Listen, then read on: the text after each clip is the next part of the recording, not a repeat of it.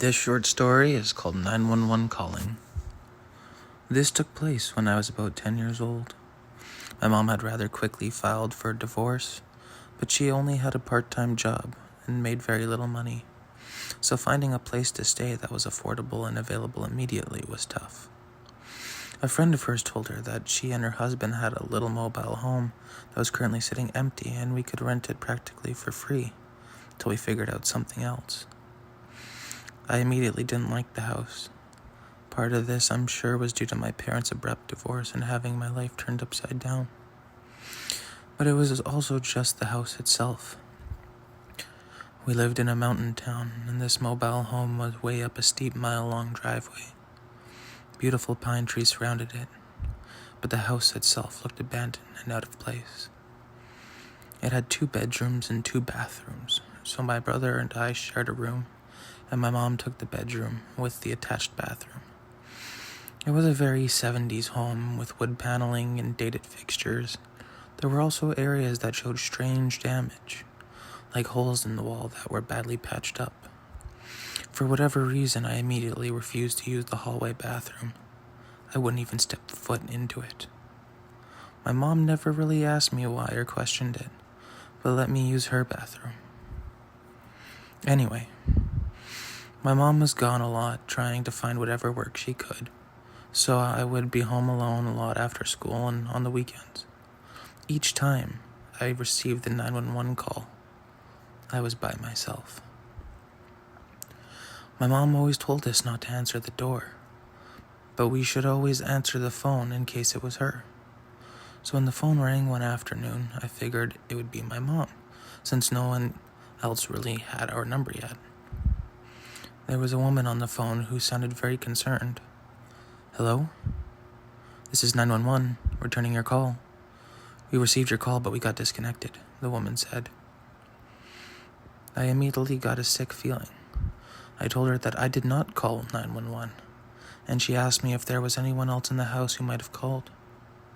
I said I was home alone, but I started to get really worried that maybe I wasn't. She said she would dispatch police to our address just to make sure everything was okay.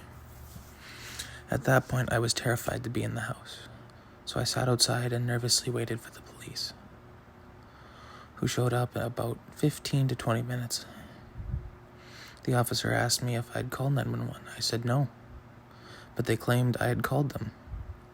The officer just sort of shrugged and said, "This kind of thing sometimes happens.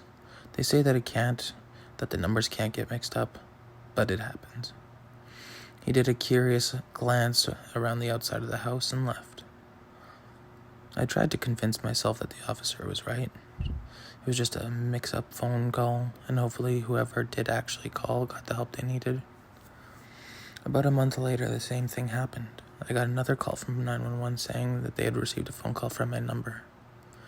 I told them again it must have been a mistake. The woman on the phone scolded me a bit, telling me that 911 wasn't something to play around with, and I was preventing people from getting help. She didn't dispatch any police this time. Again, I was really worried someone was in the house, so I cautiously checked and made sure all the doors were locked.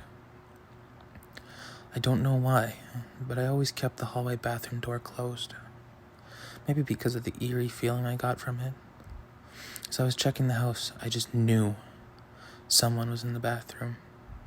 I was terrified. Part of me felt like I needed to open the door to check, maybe to prove myself wrong, but I was too afraid. So I just sat in the living room, watching that door. I was so quiet in the house that after a few minutes I swore I started to hear faint little sounds coming from inside, like a kind of shuffling noise. I asked my mom to check the bathroom when she got home, and she quickly looked inside. She made me come and look and see that it was empty. I was letting my imagination get the better of me.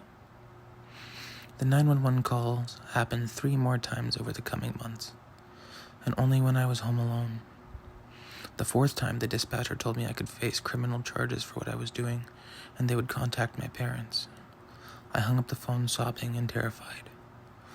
I had the feeling like someone was in the house again, but if I called 911, they probably wouldn't even show up. I felt like the girl who cried wolf, only it wasn't me. It was like someone was playing a horrible, twisted joke on me.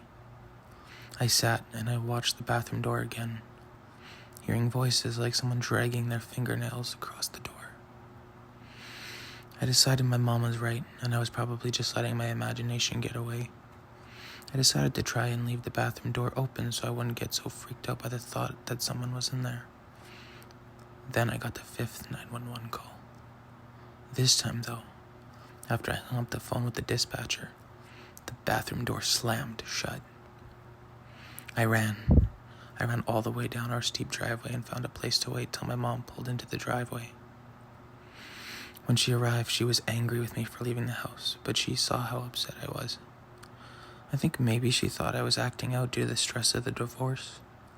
I refused to be alone in the house again, though, so we worked it out so I would stay later at school or go to a nearby friend's house till she got off work.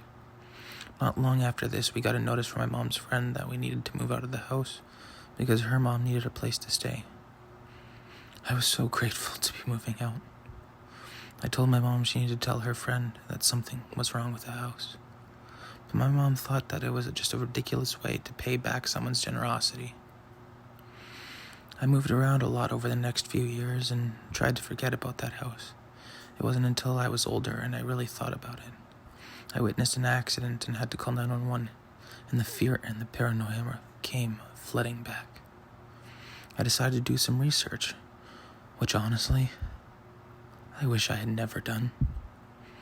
A few years before we moved in, a woman was killed in that house in some kind of domestic dispute. It was days, though, before she was found, shut up in the bathroom.